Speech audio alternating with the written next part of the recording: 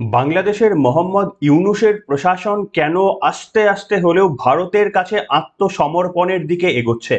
দেখুন, যতদিন পর্যন্ত ইউনূস প্রশাসনের সরকার থাকবে এবং যতক্ষণ না পর্যন্ত একটা স্থায়ী সরকার বাংলাদেশের প্রশাসনে বসছে, ততদিন পর্যন্ত ভারত ঘোষিত কোনো সিদ্ধান্ত, বিদেশ নীতি বাংলাদেশের ওপর চাপাতে পারবে না। এটা ভারতের একটা নৈতিক স্ট্র্যাটেজি। কিন্তু এই সুযোগ নিয়ে যেভাবে মৌলবাদে কার্যত বাংলাদেশ ধোঁয়া দিয়ে এসেছে, সত্যি কি তারা ভারত বিদ্বেষী মনোভাব দেখিয়ে তারা কি পারবে যে তাদের অস্তিত্ব বজায় রাখতে? আজকে আপনাদের সামনে প্রত্যেক দিনের মতোই আমি তথ্য এবং পরিসংখ্যান নিয়ে এসেছি যে ভারতের ওপর ঠিক কোন কোন ট্রেডে, মানে কোন কোন আমদানি রপ্তানিতে ভারতের ওপর তারা কতটা নির্ভরশীল, এবং ভারতের মতো দেশে যতটা তারা নির্ভরশীল, গোটা পৃথিবীর আর দ্বিতীয় কোনো দেশ রয়েছে কিনা যে তারা সমস্ত দিক থেকে এতটা নির্ভর করে। দেখুন, আপনাদের আমি একটা তথ্য দিচ্ছি। সেটা হচ্ছে, আপনারা দেখতে পাচ্ছেন, ভারতও তার দুই পড়শির সঙ্গে যৌথ অর্থনীতি চান ইউনূস। দাবি দাবি করলেন, শুরু হয়ে গিয়েছে প্রক্রিয়াও। অর্থাৎ ভারতের সঙ্গে অর্থনীতির একটা যৌথ সম্পর্ক তারা চান। এটাই তো আমাদের নীতি ছিল। ভারতবর্ষ তো এই নীতি থেকে কখনো সরেনি। শেখ হাসিনা যখন প্রধানমন্ত্রী ছিলেন তখনও পর্যন্ত এই নীতির তো কোনো বৈপরীত্য চোখে পড়েনি। তাহলে কি এমন ঘটলো যে মোহাম্মদ ইউনূস আসার পর থেকে এই ধরনের ঘটনা ঘটছে, এবং এই ঘটনার জন্য তাদের কতটা দাম দিতে হচ্ছে, এই প্রত্যেকটি পুঙ্খানুপুঙ্খ তথ্য আপনাদের সামনে আজকে আমি তুলে ধরবো। নমস্কার, welcome to simple as ABC. আপনাদের সকলকে স্বাগত জানিয়ে শুরু করছি অত্যন্ত গুরুত্বপূর্ণ একটি পর্ব। আপনাদের আমি জানাতে চাইবো, দেখুন, এই ভারতবর্ষর সঙ্গে এই শত্রুতা করে বাংলাদেশকে যেভাবে মূল্য চোকাতে ইতিমধ্যেই হচ্ছে, সেটা থেকে তারা বুঝতে পেরেছে তাদের কাছে একটা চ্যালেঞ্জ হয়ে দাঁড়িয়েছে মোহাম্মদ ইউনূসের প্রশাসনের কাছে। এক, যে তাদের যে সমস্ত ধর্মান্ধ মৌলবাদীরা রয়েছেন তাদেরকে যেমন উগ্রবাদী মন্তব্য করে বা তাদের জিগির তুলে তাদের মৌলবাদীকে বাঁচিয়ে রাখতে হবে, যাতে করে যতদিন মৌলবাদীরা বাঁচবেন ততদিন মোহাম্মদ ইউনূসের ক্ষমতা সেখানে পাকা। অন্যদিকে আবার ভারতের সঙ্গে খুব বেশি শত্রুতা করে ফেললে তাদের একটা বড় দাম দিতে হচ্ছে। কেন, এই কিছুদিন আগে যখন গৌতম আদানির কাছ থেকে তারা বলেছিলেন আর 50% নয়, শীতকাল হয়ে গিয়েছে, গ্রীষ্মকাল চলে এসেছে, এবার 100% আমরা বিদ্যুৎ কিনতে রাজি। কিন্তু বাংলাদেশের বিদ্যুৎ পর্ষদকে পরিষ্কারভাবে আদানি গোষ্ঠী জানিয়ে দিয়েছিল, ঠিক আছে, আমরা 100% বিদ্যুৎ সরবরাহ করব। অর্থাৎ আপনারা জানেন যে ঝাড়খণ্ডের গোড্ডায় যে দুটি তাপবিদ্যুৎ কেন্দ্র শুধুমাত্র এই বাংলাদেশে সরবরাহ করবার জন্য তৈরি করা হয়েছিল, 800 মেগাওয়াট করে 1600 মেগাওয়াটের সেই বিদ্যুৎ তাপবিদ্যুৎ কেন্দ্র থেকে বিদ্যুৎ সরবরাহের কাজটা করে আসতো আদানি। কিন্তু সেটা 50% বন্ধ করে দেওয়া হয়েছিল, তার কারণ এক, তারা বকেয়া টাকা পে করেননি, আর অন্যদিকে তারা বলেছিলেন যে এই সময় তারা তাদের কাছ থেকে বিদ্যুৎ লাগবে না, বাংলাদেশের লাগবে না। পরে তারা আবার বলছে যে 100% বিদ্যুৎই তারা আদানির কাছ থেকে কিনতে আগ্রহী। এই এক সপ্তাহ আগে কথা বলছি। কিন্তু আদানি গোষ্ঠীর সঙ্গে যে মিটিং হয়েছে, সেই মিটিং এ আদানি বলে দিয়েছে যে আপনারা কিনতে চাইলে আমি দিতে রাজি রয়েছি, কিন্তু কোনো রকমের বকেয়াতে ছাড় বা ট্যাক্স ছাড় এটা ভাববেনও না। কোনো রকমের ছাড় কিন্তু মিলবে না, পরিষ্কার জানিয়ে দিয়েছে। আর এর ফলে কি ঘটনা ঘটেছে জানেন? বাংলাদেশের মোহাম্মদ ইউনূসের সরকার তারা একটা ঘোষণা জারি করেছেন যে বাংলাদেশের মানুষ, প্রত্যেকটি মানুষ, তারা 25-এর বেশি বাতানুকূল যন্ত্র বা এসি, তার টেম্পারেচার 25-এর বেশি কেউ করতে পারবে না। যদি 25-এর বেশি কেউ এই এসির টেম্পারেচার 25-এর কমে নামিয়ে আসেন, 25-এর কমে যদি কেউ নামিয়ে আনেন, তাহলে তাদেরকে আইনানুগ ব্যবস্থা নেওয়া হবে, তাদের বিদ্যুৎ সংযোগ কেটে দেওয়া হবে, এবং এরপরেও আইনগত তাদের বিরুদ্ধে ব্যবস্থা নেওয়া হবে, আর্থিক জরিমানা সহ জেল যাত্রাও হতে পারে। এইরকম একটা পরিস্থিতি ভাবুন, যে দেশের মানুষকে এই যে একদিকে মৌলবাদীদের ধোঁয়া দেওয়ার জন্য উস্কে দিচ্ছেন, তার পরিণাম কিন্তু দেশবাসী ভুগছে। বাংলাদেশের মানুষকে এটা থেকে শিখতে হবে। তারা মৌলবাদীদের ধোঁয়া দিয়ে যদি কিছু তারা পেতো তাহলে ঠিক আছে, কিন্তু তারা হারাচ্ছে অনেক কিছু। যেমন জিনিসপত্রের মূল্য বৃদ্ধি আকাশ ছোঁয়া হয়ে গিয়েছে, বাংলাদেশের অর্থনীতির কোষাগারে একেবারে আগুন লেগে গিয়েছে। তার উপরে আবার এই বিদ্যুৎ, যাদের পয়সা রয়েছে তারা পর্যন্ত এই গরমে এসি ব্যবহার করতে পারবে না, 25-এর নিচে তারা এসি নামাতে পারবে না। এই হচ্ছে বাংলাদেশের বর্তমান অবস্থা। কিন্তু আজকে যে তথ্যটা আমি আপনাদের সামনে প্রিপেয়ার করেছি অন্যান্য দিনের মতো, যে বাংলাদেশ ঠিক কি কি বিষয়ে ভারতের উপর নির্ভর করে, আপনারা দেখুন। এই তথ্যটা আরো একবার বলে দিয়ে, আপনারা কোথাও পাবেন না, গুগল করে পাবেন না। আমি 10টা ডকুমেন্ট খুঁজে আপনাদের জন্য এক্সক্লুসিভলি সিম্পল অ্যাজ এবিসির দর্শকদের জন্য প্রিপেয়ার করেছি। আপনারা দেখুন, এখানে আমি দেখাতে চাইছি যে বাংলাদেশ কোন কোন দেশ থেকে কি কি আমদানি এবং রপ্তানি করে, আমি বেসিক্যালি আজকে আমদানি নিয়েই কথা বলবো। বাংলাদেশ কোন কোন দেশ থেকে কি কি আমদানি করে এবং তার পরিমাণ কত, মানে অর্থনীতির পরিমাণে সেটার পরিমাপ কত, সেটাও আপনাদের সামনে বলবো। দেখুন, সব থেকে বেশি বাংলাদেশ যেটা আমদানি করে সেটা হচ্ছে টেক্সটাইল অ্যান্ড গার্মেন্টস। সেটা তুলো হতে পারে, মানে কাঁচামালও হতে পারে, কিংবা পণ্য মানে সেটা থেকে প্রোডাক্টও হতে পারে। সব থেকে বেশি 35 বিলিয়ন ইউএসডি এত পরিমাণ বিজনেস করে। কাদের সঙ্গে জানেন? সঙ্গে হচ্ছে চায়না, ইন্ডিয়া, সিঙ্গাপুর, এই তিনটে দেশের সঙ্গে সব থেকে বেশি বিজনেস বাংলাদেশ আমদানি করে টেক্সটাইল এবং গার্মেন্টস, তুলোজাত দ্রব্য, তুলো, পাট, এই সমস্ত। এরপর হচ্ছে রাইস। আপনারা জানেন যে ভারত থেকে প্রচুর পরিমাণে চাল পাঠানো হয়। ভারত যদি চাল না পাঠায় তাহলে মৌলবাদীর ওই সমস্ত নেতৃত্বরা না খেতে পেয়ে বেচারারা মরে যাবে। তো যাই হোক, আমরা সেটা কখনোই চাই না। তারা ভারতের চাল খেয়ে আরো বেশি করে উত্তেজিত হোক, সেটা ভারত তাদেরকে হ্যান্ডেল করে নেওয়ার জন্য যথেষ্ট। দেখুন, সেটা হচ্ছে 1 বিলিয়ন ইউএসডি তারা চাল ইম্পোর্ট করে, এবং সেটা হচ্ছে দেখুন চায়না, ইন্ডিয়া এবং থাইল্যান্ড, মূলত এই তিনটি দেশ থেকে বাংলাদেশ চাল আমদানি করে। এরপর আপনাদের সামনে আমি দেখাবো যে jute and jute products, jute এবং পাটজাত প্রোডাক্ট, সেটা $1.5 বিলিয়ন তারা আমদানি করে। কাদের থেকে? ইন্ডিয়া এবং নেপাল। ইন্ডিয়া এবং নেপালের কাছ থেকে $1.5 বিলিয়ন তারা ইম্পোর্ট করে। অর্থাৎ এখনো পর্যন্ত যে তিনটি প্রথম ক্যাটাগরি বললাম, তিনটির মধ্যে একটাই কমন নাম হচ্ছে ইন্ডিয়া, সেটা লক্ষ্য করুন। এরপরে আমি আসছি leather and leather products. Leather and leather products এর জন্য বাংলাদেশ ভারতের সাথে, মানে বাংলাদেশ আমদানি করে 1.2 বিলিয়ন ইউএসডি, এবং সেটা তারা কোথা থেকে করে? মূলত চায়না এবং ইন্ডিয়া। এটা হচ্ছে ব্যাপার। এরপরে যদি আমরা চলে আসি frozen fish and seafoods, frozen fish and seafoods $1 billion তারা আমদানি করে, এবং সেটাও তারা আমদানি করে ইন্ডিয়া এবং থাইল্যান্ড। অর্থাৎ এখনো পর্যন্ত যে চারটি ক্যাটাগরি আপনাদের সামনে আমি বললাম, পাঁচটি ক্যাটাগরি, টপ 5 ক্যাটাগরির মধ্যে প্রত্যেকটিতেই ইন্ডিয়া হচ্ছে কমন। অন্যান্য দেশ থেকে তো করে ঠিক আছে, কিন্তু ইন্ডিয়া হচ্ছে কমন। এর পরেরটাও দেখুন, টি হচ্ছে $0.1 বিলিয়ন, সেটা তারা ইম্পোর্ট করে কাদের কাছ থেকে? কেনিয়া এবং ইন্ডিয়া, এই দুটি দেশের কাছ থেকে তারা এটাকে ইম্পোর্ট করে। এরপরে আরো কিছু তথ্য আপনাদের সামনে দিই, যেমন পেট্রোলিয়াম এবং পেট্রোলিয়াম প্রোডাক্ট তারা ভারতের থেকে আমদানি করে না। $3.5 বিলিয়ন তারা আমদানি করে সিঙ্গাপুর, কুয়েত এবং সৌদি আরবিয়া। আর এরপরে রয়েছে মেশিনারি অ্যান্ড ইলেকট্রনিক্স, সেটাও তারা চায়না, সিঙ্গাপুর, জাপান থেকে তারা আমদানি করে।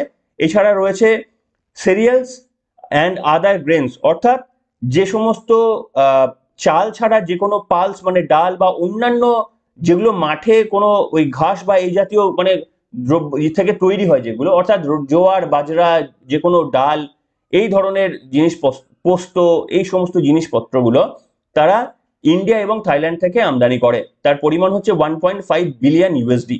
এবং chemical and pharmaceutical products 2 billion USD তারা ইম্পোর্ট করে ইন্ডিয়া এবং চায়না। এই যে এতগুলো আমি আপনাদের সামনে আমি ভাগ করেছি, বিভিন্ন জার্নাল ঘেটে এই তথ্যটা আপনাদের সামনে আমি জোগাড় করে এনেছি।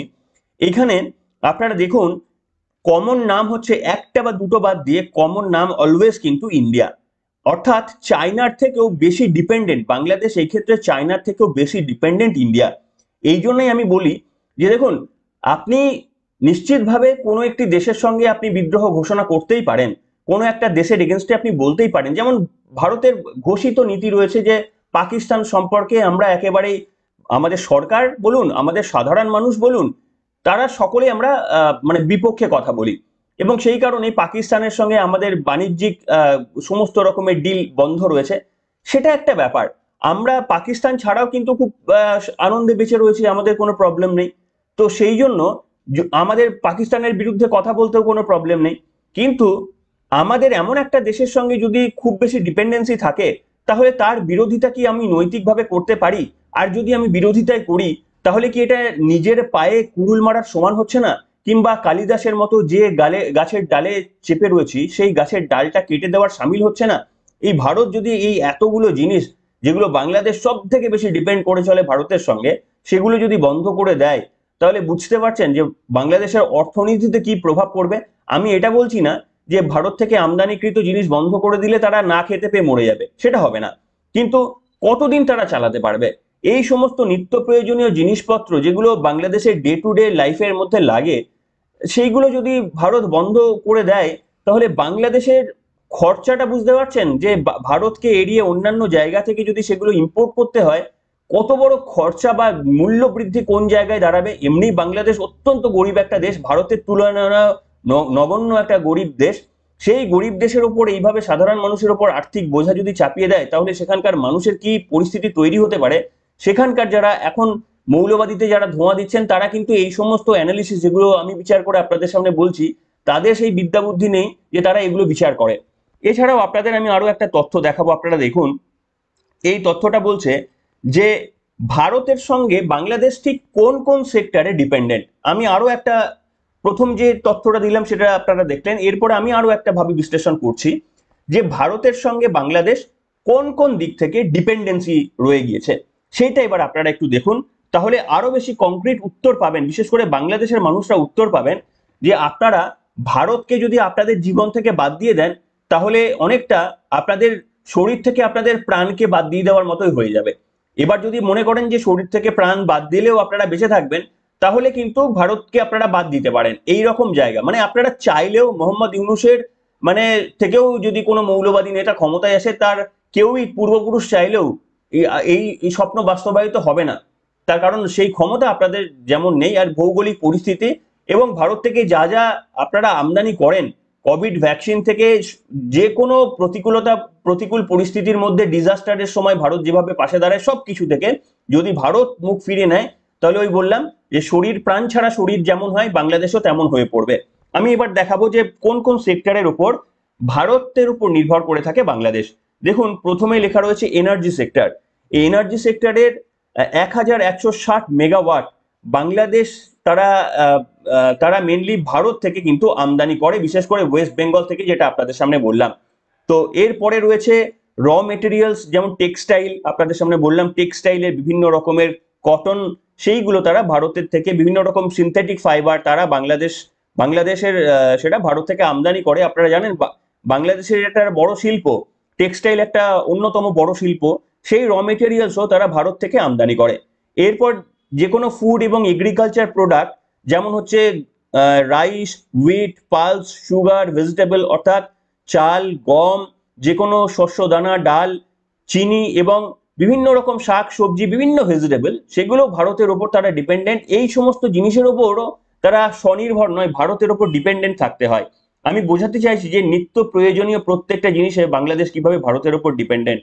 এরপর দেখুন, শুধু নিত্য প্রয়োজনীয় জিনিস নয়, কনস্ট্রাকশনের জন্য দেখুন সিমেন্ট অ্যান্ড কনস্ট্রাকশন মেটেরিয়াল, যেমন হচ্ছে সিমেন্ট, লাইমস্টোন, স্টোন এবং আদার কনস্ট্রাকশন মেটেরিয়াল তারা ভারত থেকে একেবারেই আমদানি করে, সেটা পর্যন্ত তারা ভারত থেকে আমদানি করে।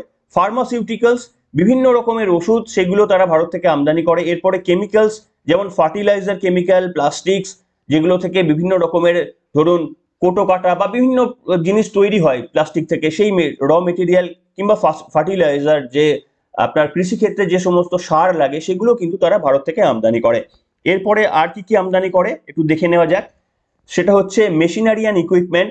মেশিনারি ইকুইপমেন্ট, সেটা ইলেকট্রনিক্স অ্যান্ড ইঞ্জিনিয়ারিং প্রোডাক্টস, সেটা ভারত থেকে প্রচুর পরিমাণে তারা আমদানি করে। বিশেষ করে কাশ্মীর, জম্মু কাশ্মীরের একটা অঞ্চল থেকে এরকম একটা মার্কেটই রয়েছে, যেখানে বাংলাদেশ নাগরিক গিয়ে সেখান থেকে প্রচুর পরিমাণে এই মেকানিক্যাল জিনিসপত্র তারা আমদানি করে তারপরে সেখানে গিয়ে অ্যাসেম্বল করে। এরপর হচ্ছে transport and connectivity. Indian ports and railways এর সঙ্গে একটা বড় কানেক্টিভিটি রয়েছে বাংলাদেশে, সে তো আপনারা জানেন।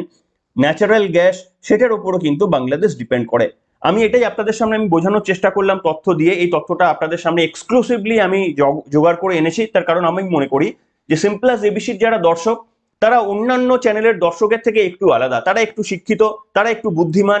আমি এতদিন ধরে আপনাদেরকে যা নিরীক্ষণ করেছি, আপনারা যেভাবে কমেন্ট করেন, সেই কমেন্ট দেখে আমার এটুকুই মনে হয়েছে যে আমার চ্যানেলের যারা দর্শকরা রয়েছেন, তাদের অধিকাংশই মানে বেশ শুধু শিক্ষিত বললেই হবে না, শুধু পড়াশোনা জানা বলছি না, তাদের মধ্যে একটা সচেতনতাও রয়েছে। যে ধরনের আপনারা বুদ্ধিদীপ্ত কমেন্ট করেন, সেটা দেখে পরিষ্কার।